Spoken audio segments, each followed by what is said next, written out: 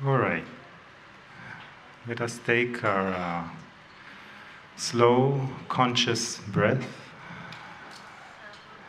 You can take one deep breath and hold it for just a few moments, and then slowly release back. If you feel comfortable with, you can also place a hand over your heart area.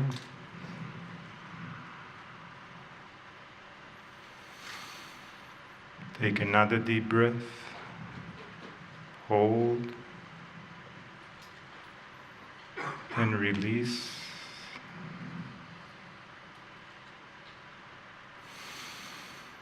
Another deep breath, hold, release.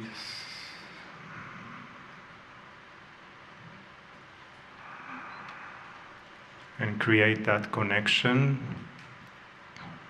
with your heart chamber, with the cells of your body, with the cells of the Nile that is beneath you,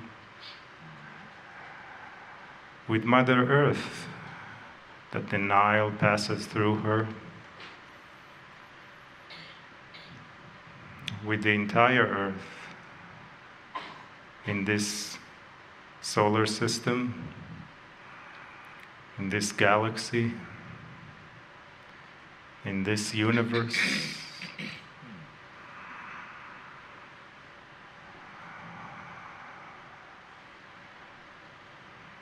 into all dimensions. Just let yourself, allow yourself to flow and sink into it more. In some way surrender into it more, with a smile,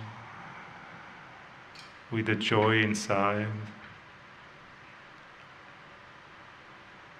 feeling that love that is within you and also pouring into you from the divine, from Source, from Creator.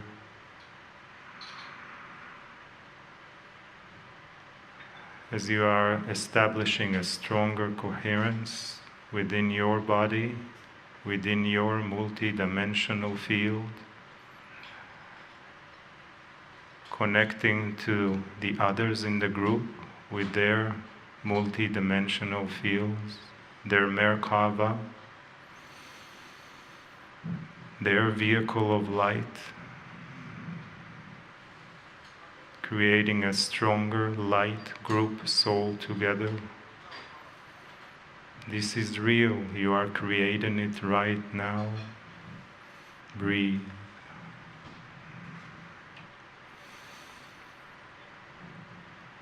Allow your energy to expand even more.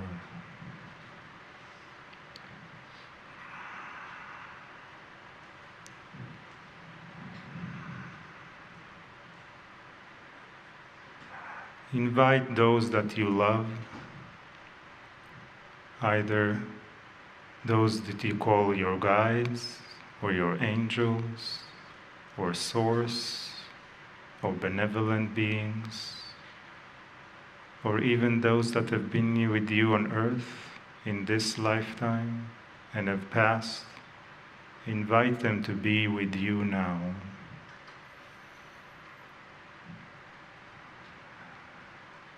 Open to them, feel their love.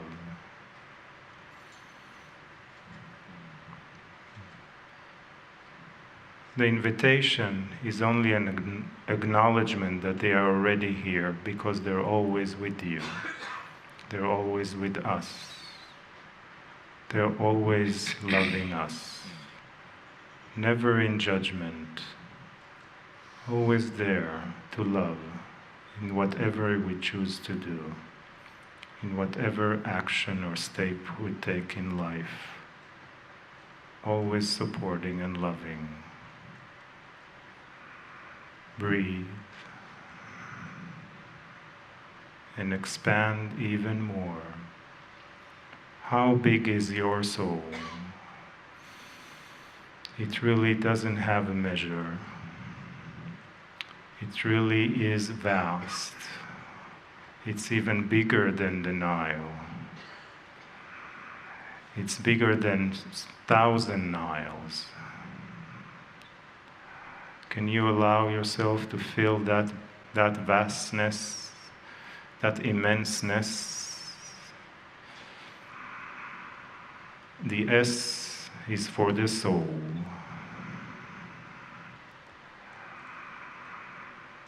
This energy that has no beginning and no end, always on a journey. Breathe. And as your energy is elevated even more, the coherence is stronger. Your consciousness is stronger, is getting higher. Breathe. Tap deeper into your heart, into the center of oneness. How big is your soul? It has no measure of time. It can be anywhere at any time. There is no place for it exists in the now. Breathe.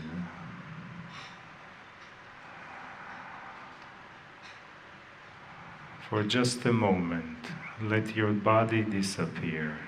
Just feel your energy. Just feel your energy.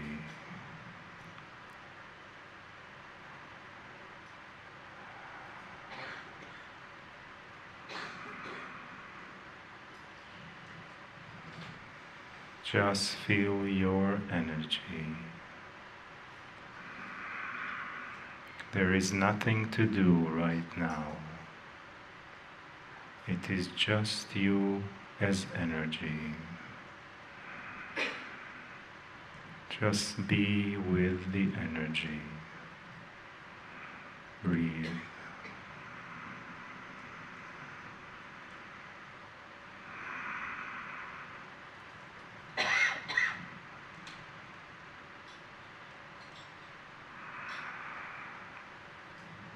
Go to the place that you love the most, the place that gives you comfort, the place that gives you patience, compassion, kindness, of course, immense love. Go there now. You come from love when you enter this earth. You live your life in the best way you can in love. And when you return to love. Therefore you are love, and you always will be. Breathe. Always in a circle, always in a circle, always in a circle. And let us hear more from the beloved words of Kryon. Greetings, dear ones. I'm Kryon of Magnetic Service.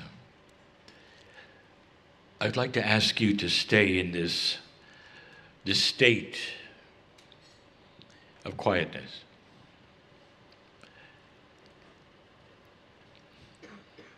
I want to give you some visualizations. This is a meditative channel that asks questions. I won't be doing much teaching. But this is about your consciousness answering questions about the scenarios that I'm going to present.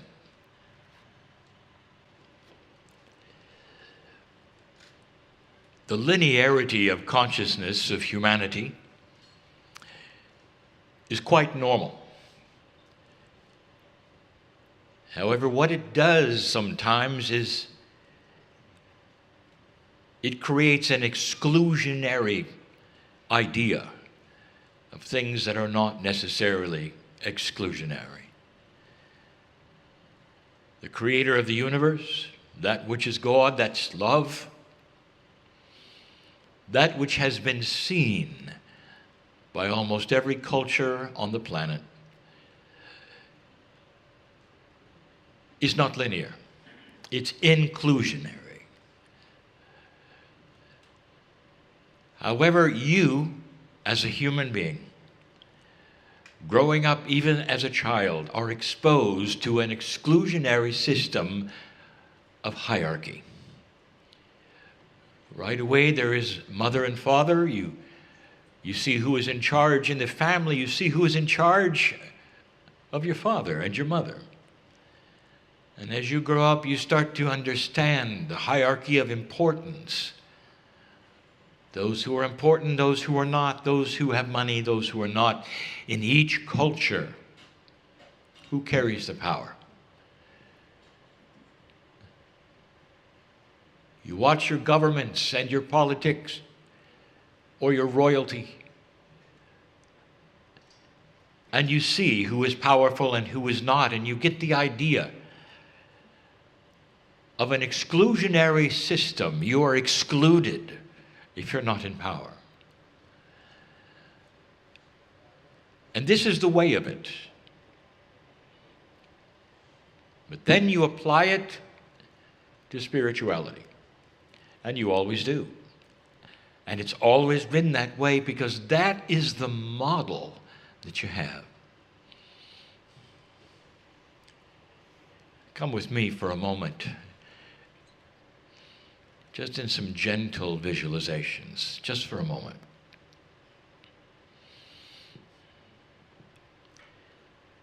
You're back in time in Peru. And the man, Inca, he may be on top of a mountain, he may not be. But they say he shines like the sun. An alliance with God he has, they say.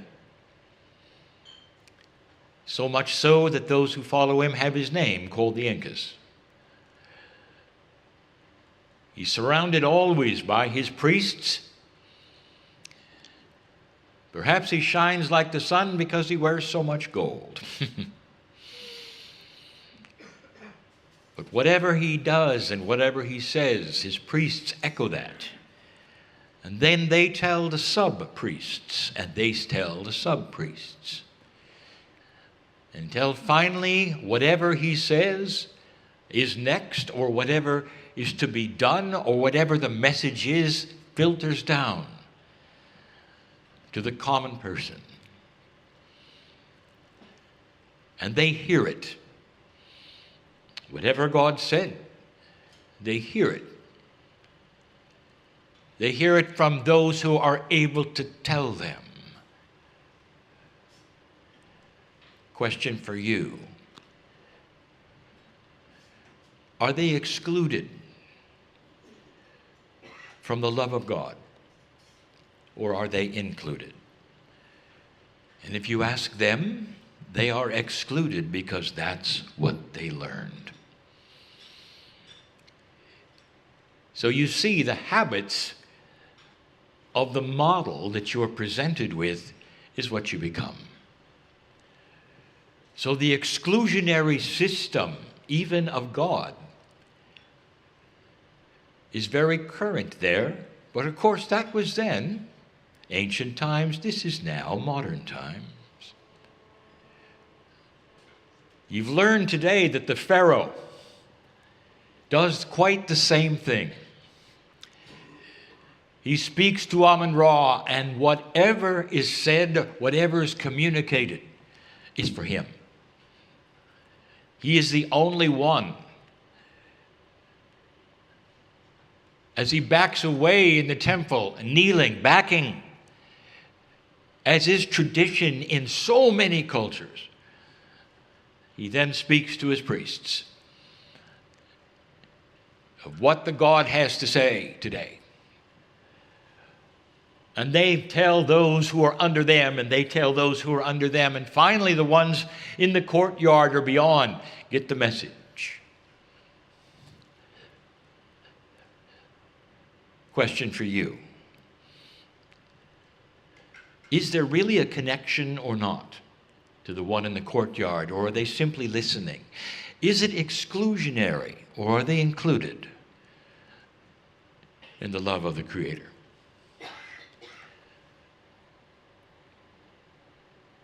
If you were setting up a system of love and compassion, how would you do it? Would you create an exclusionary system and talk to one or two? And would you examine as God their bloodline and say, I will only speak to these, and the rest of the souls are on their own? That's a question for you. How would you do it? Now it gets a little more tricky. You have the Mayan on his temple. Visualize this with me. It's a special day, and he set it up. And he tells his people that he is so close to God that he can actually block out the sun.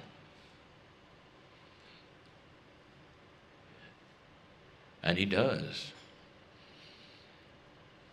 You see, the Mayans have observatories. They're known for this. They can even see sunspots. They know about the precession of the equinoxes. They study these things. They know when the eclipses are. But the common people, they don't. And so you might say that that king, that Mayan leader, has tricked his people, because he knows how the astronomy works. And he has then pushed it into their lives as their spiritual belief system. And now they worship him even more. He has excluded them, of course, from knowing about the Almighty, from the love of God, and even about the astronomy. It's the beginning, dear ones, of an exclusionary system that someday won't even let regular human beings read the scriptures in the language they're written in. Of course, that was ancient times, and this is now. There's a place in the Vatican where there's a chair. And the man in white, called the Holy See, is exclusionary because he is the only one who can sit in a chair that is specifically for him. And it has a name, and it's called the Chair of St. Peter. And when he sits in it, dear ones, there are those around him who listen carefully, because suddenly something happens called ex cathedra. And that means that the Holy See, the Pope, receives information from God directly to him, and only to him. And in that moment, he is connected. By the way, I call that channeling. And then he tells the priests, the cardinals, the bishops, all passing it down to those common ones to perhaps rewrite some of the laws or change this or that. Question to you, he's in charge of 1 billion Catholics. If you're one of those at home and you hear what happened and what God has to say, here's the question. Are you really excluded to that degree? Or are you included in the love of God? from the limited minds and consciousness of a human being. If you were the creator, would you set it up that way? If you have put the soul of man in every single human being at the right time and the right place, would you exclude them all? Dear ones, I'll tell you, there's habits of exclusionary behavior because that's the model since you were born. And it goes right up to that which is spiritual. And that, dear ones, was yesterday. It is still here. It still exists. But there are some things. I want to show you something else, something beautiful. And this is going to be meaningful to several here. Let me take you to another place. 30 years or so after the death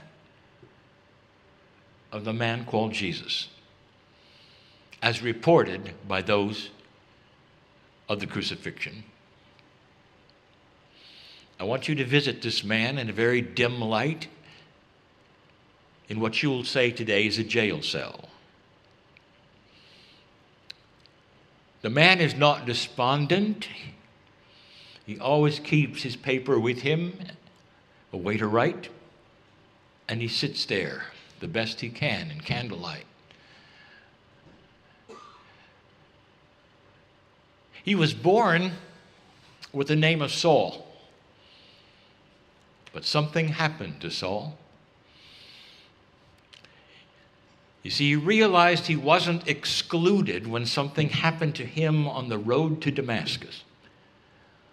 And there are those that said he met an angel, others who said he met Christ himself. But it changed him forever, for he became included. And he realized the model perhaps was not the model that is even there today in his own religion. And he wrote about the love of God in his cell by candlelight. And it was so powerful what he wrote about how personal and included he was through his prophet, that what he wrote became chapter after chapter in what is now called the Holy Scripture for Christians.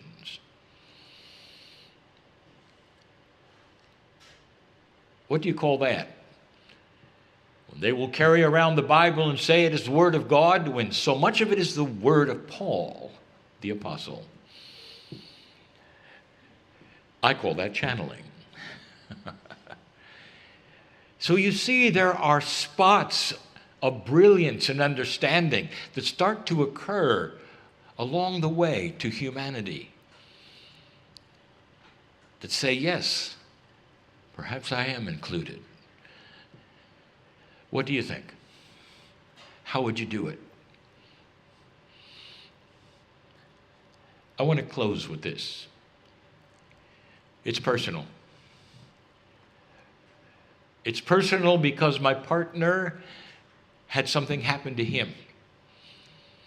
And what happened to him happened to his partner, the one you call Monica. And it happened even to some who were on this cruise in the south of Egypt. In India, there was a chance to meet a world leader. They call him the prime minister of his country, but he carries with him far more than that. He is revered by so many around the world and is popular more than any other leader who is spiritual. And his name is his lineage. He is the Dalai Lama. And the small group that was there, that included my partner and his partner, were able to meet with him in the morning for just a brief time. And my partner did not know what would happen, but he was told about the protocol. He was said, if you're going to meet a world leader who has this status, you must do this and that. And he received a small white cloth that he was told to present a certain way to the Dalai Lama, and he would take the cloth and do something, and this was the protocol, and this is what the Buddhists did. And he was all ready.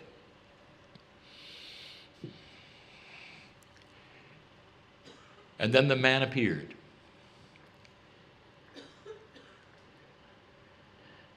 My partner will never forget this moment, and neither will his partner or those who were there. He came up the steps and he looked into the eyes of the man you sit in the chair right now, who sits here. He didn't do any of the protocol. Much to the shock of my partner and his partner, he did nothing like that. Instead, he took his hand. He took the hand of the man in the chair and his partner, and he looked them in the eye and said 4 words. He said, I believe in oneness. And dear ones, at that moment, my partner knew what he was saying. My partner knew he was included. Oneness is not exclusionary. Oneness is the message of the day. It's an ancient message to some. It's a new one for others. That God knows your name. So the question of the day for you, are you included or not? I want you to ponder that one. I know the answer. And so it is.